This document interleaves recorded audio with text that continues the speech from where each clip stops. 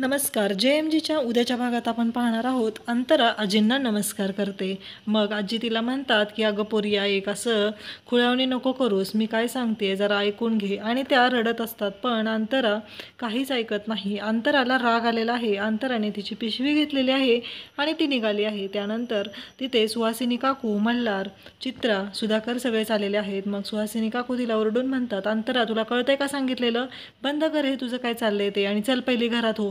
तरीही अंतरा ऐकत नाही आणि तशीच पावलं उचलत ती चाललेली आहे. तिच्या डोळ्यातून पाणी येत आहे, कारण तिला असं वाटतंय की सुहासिनी काकूंनी माझ्यावरती अविश्वास दाखवला आहे, त्यांचा माझ्यावरती विश्वास नाही. त्या तर म्हणूनच पत्रिका बघायचं म्हणत आहेत चित्राच्या सांगण्यावरून. अंतरा जात आहे आणि सुहासिनी काकू तिला ओरडत आहेत, तू थांब अंतरा, जाऊ नकोस म्हणून. तरीही अंतरा चाललेली आहे.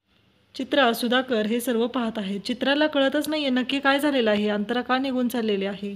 आता मल्हारही तिथं आहे. तुम्हाला काय वाटतं, मल्हार थांबवू शकेल का अंतराला? कारण सुहासिनी काकूंनी जरी सांगितलं तरी अंतरा थांबलेली नाही.